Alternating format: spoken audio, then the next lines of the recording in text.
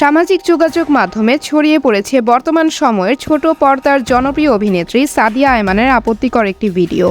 ধারণ করা ভিডিওটির প্রকাশের অভিযোগে চাকরিচ্যুত হয়েছেন প্রথম সারির একটি গণমাধ্যমের সাংবাদিক।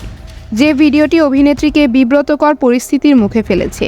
এ ঘটনায় বৃহস্পতিবার ২৬ সেপ্টেম্বর দুপুরে এক ফেসবুক স্ট্যাটাসে সেই সাংবাদিকের নাম প্রকাশ করে তার শাস্তির দাবি জানিয়েছেন তিনি।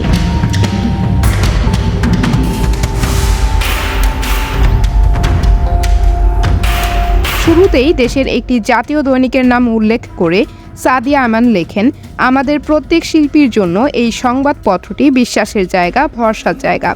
সেখানে একটি ইন্টারভিউতে গিয়ে আজ আমি সোশ্যাল মিডিয়ায় ট্রল ও বুলিংয়ের শিকার হচ্ছি। ঘটনা উল্লেখ করে অভিনেত্রী লেখেন, এই সংবাদপত্রের একজন কর্মী আমার ইন্টারভিউ দেওয়ার সময় গোপনে ভিডিও ধারণ করেছে।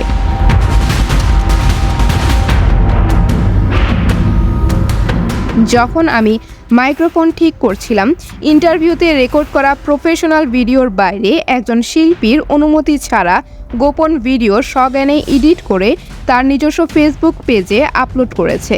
প্রতিষ্ঠানের উপর প্রশ্ন রেখে সাদিয়া বলেন, কাজ করার সময় গোপনে ধারণ করা ভিডিও আপলোড করায় সোশ্যাল মিডিয়ায় আমাকে যে হয়রানির শিকার হতে হচ্ছে, যে ক্ষতি হয়েছে, আমার যে মানহানি হয়েছে, এই দায়ভার কে নেবে? এরপর সেই প্রতিষ্ঠানের কাছে বিচারের দাবি জানিয়ে অভিনেত্রী বলেন, ইন্টারভিউ দিতে গিয়ে আপনাদের কর্মীর কারণেই ক্ষতির শিকার হচ্ছি।